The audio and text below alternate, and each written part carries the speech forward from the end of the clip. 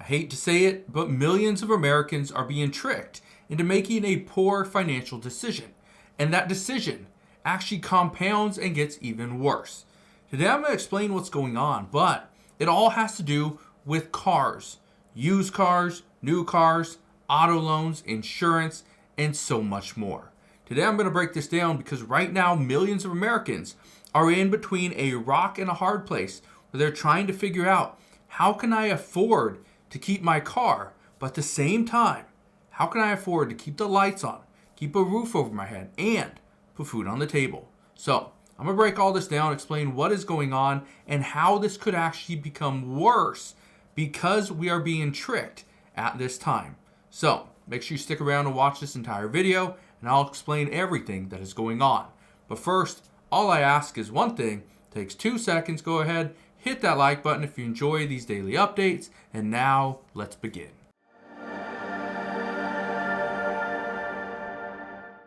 So how are millions of Americans being tricked because of auto loans? Well, they're being tricked because right now, when you drive by a dealership, you see sale. Okay, you see, nobody rejected, all credit approved, right? No job, no worries.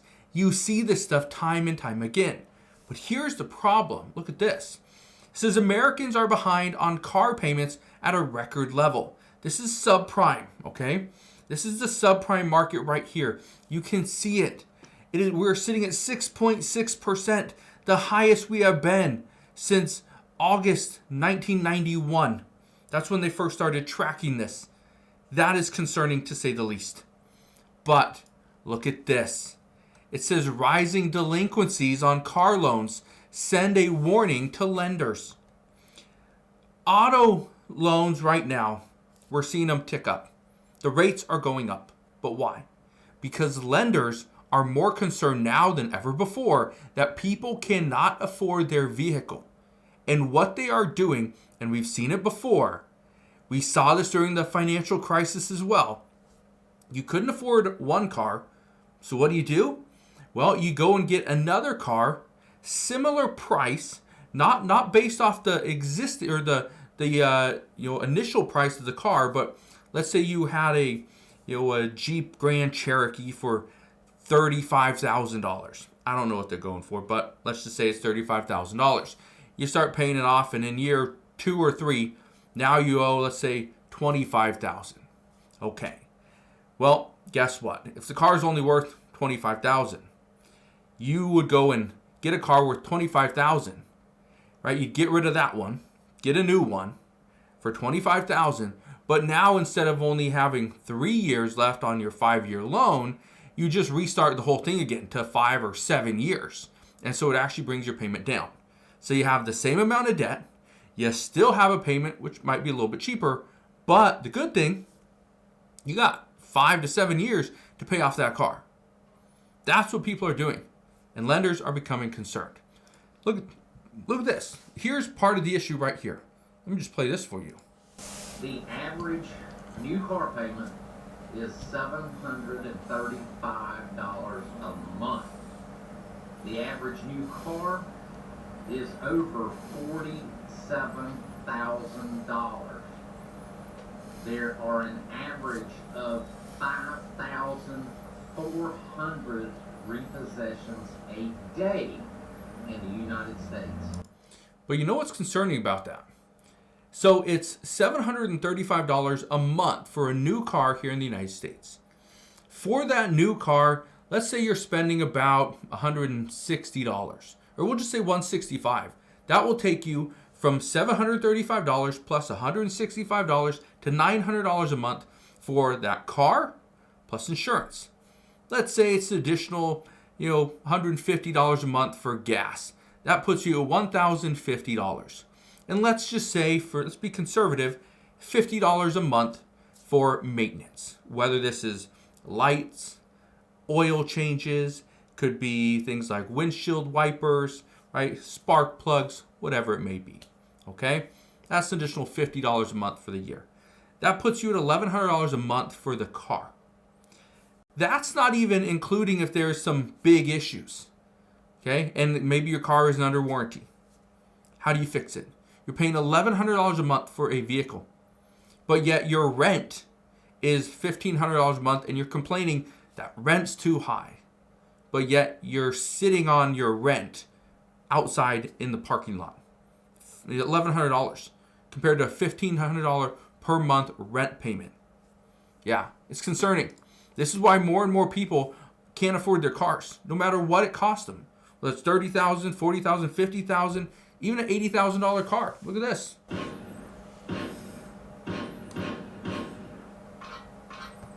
People right now are just giving their cars back to the bank. You know why? Because they can't afford them.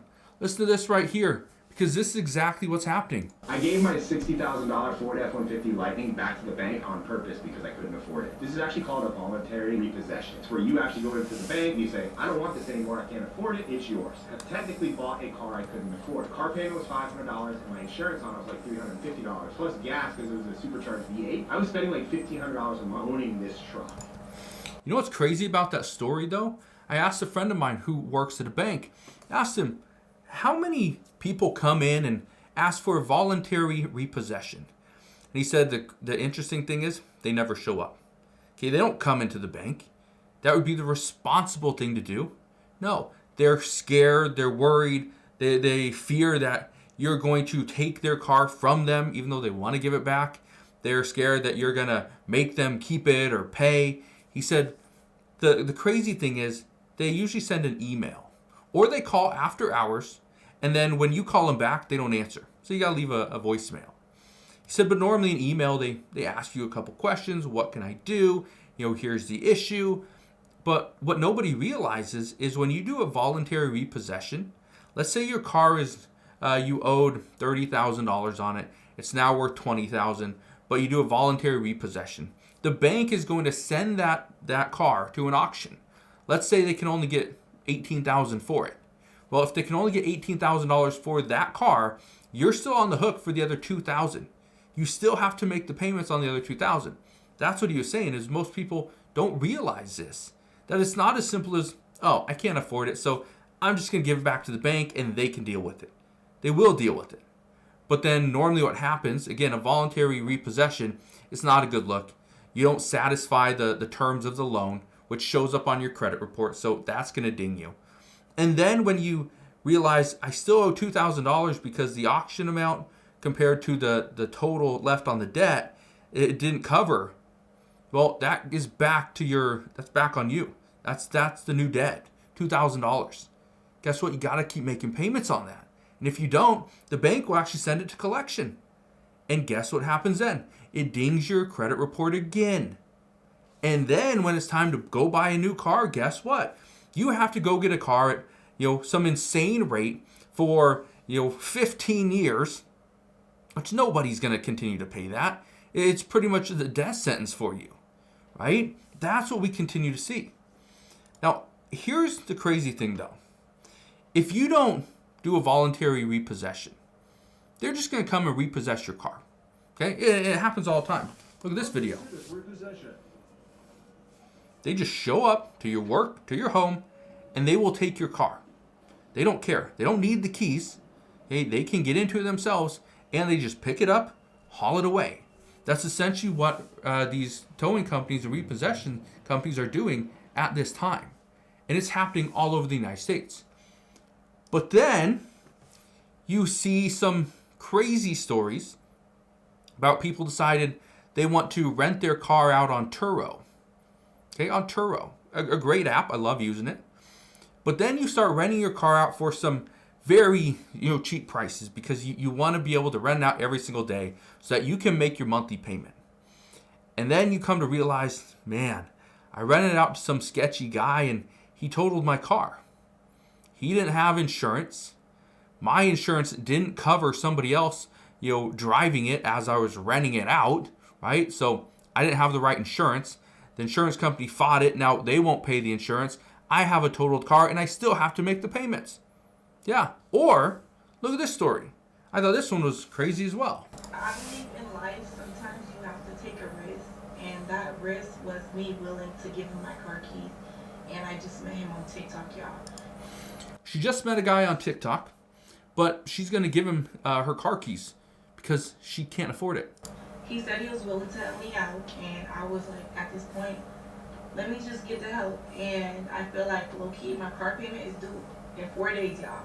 I have only $2 on my Chase account now, and it's the 15th. My car payment is due on the 19th of every month, and I don't get paid until next week. So this is what's happening all over.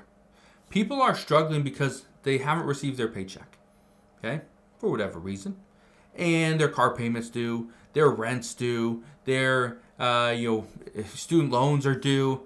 What's happening is people are struggling because all these payments are coming due at the same time. So you know what they do? They do some crazy thing like this. Meet somebody on TikTok saying I'm struggling. The person comes out, takes their car. Who knows if they even bring it back? Who knows if it's even in acceptable condition when it comes back?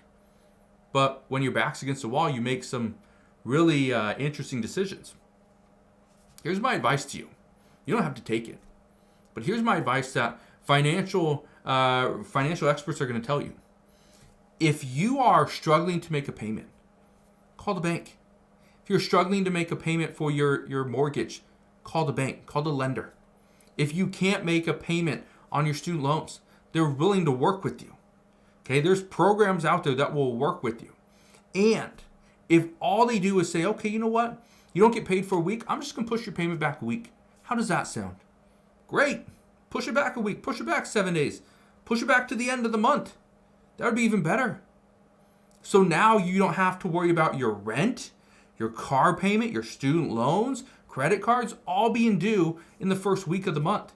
That's what happens to many people, is all their payments are due in the first of the month or maybe at the end of the month. And then they realize, I don't have enough money. Spread them out. Make it simple on yourself.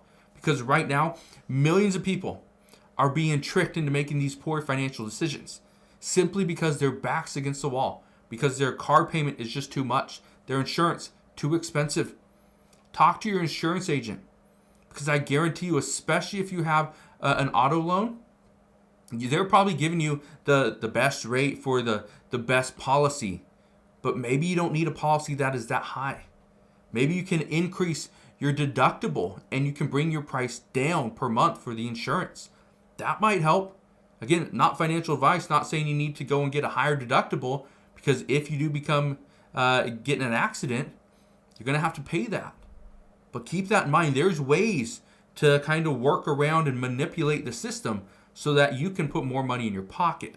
Again, there's so many different things based off every single situation. So ask the questions. How can I make it more affordable? Again, because right now, dealerships are struggling. I talked to a friend of mine who's a car salesman, hasn't sold a car in 2 months.